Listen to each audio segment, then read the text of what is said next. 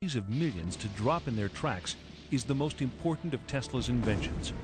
But in an unprecedented decision, Tesla makes the exploitation of his invention by any single government impossible. He distributes the plans in proprietary segments, like the pieces of a jigsaw puzzle. He gave it to the English, Canadian, American, and Russian governments so that they had to sit down together to collaborate if they wanted to realize the whole invention. He realized that people are not conscious enough to handle this information. That's why Tesla put these governments into mutual dependability. There's some evidence that Tesla had given the plans to the Russians who were on our side at that time. In the 1970s, Aviation Week showed an article on the Russian particle beam weapon, and Tesla's particle beam weapon didn't surface until about 10 years later when Andrei Puharich brought it out, and the schematics exactly matched the Russian particle beam weapon. Head of U.S. Air Force Intelligence, Major General George Keegan, describes the Soviet system. And what comes out of the end of this little magnetic tube are pulsed proton beams, 100 billion electron volts, each at energy levels at 10 to the 10 joules. That's just simply more energy than any man has ever conceived of in the United States.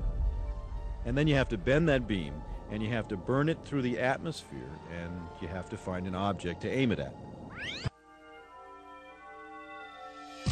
Nikola Tesla sent a proposal to Russian scientists and engineers on May 16, 1935, concerning high voltage and the acceleration of charged particles. He received a list of follow-up questions from them in November of that year. Military scholars contend that the Soviets achieved a 100% Star Wars defense by 1968. We had learned through very sensitive sources that the Soviets in 1977 would test in space the most powerful laser in history, 10 times more powerful than any laser we have under development in the U.S. Finally, when I became Chief of Air Force Intelligence, my first act of office was to put out an order stating that this device and this development would be the #1 priority in Air Force Intelligence. So we set up a meeting with 40 or 50 of the top nuclear scientists in the free world, from Edward Teller on down. And these scientists, for 6 years, under a $60 million secret project called Project Seesaw, had been trying to develop an electron beam to shoot down ICBMs, and they'd failed. And now, both in the White House and in the Department of Defense, there is an embarrassed silence as the technicians and scientists on both staffs, now having examined the massive body of research we did in the Air Force, suddenly realize that they may have misinformed the American public.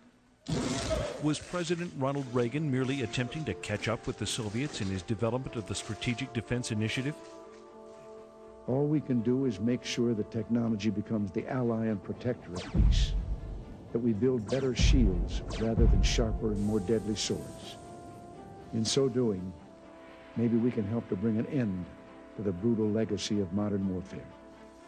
As a result of America's delays in weaponry development, Tesla's discoveries are only now, nearly 100 years later, being adapted for both offensive and defensive purposes. The latest development? Space-based particle beam satellites. The paper which showed the technology to make the anti-war machine was eventually published in the proceedings of the International Tesla Society. So it's in the public domain now, how to do it.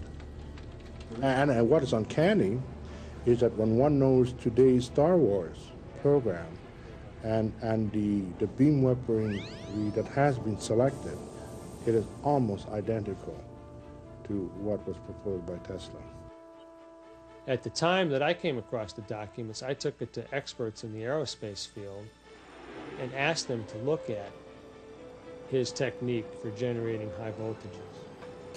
At the time, the aerospace firm I was working with was working on particle beam technology, and they had a study group that was working on proposals to give to the government on directed energy weapons.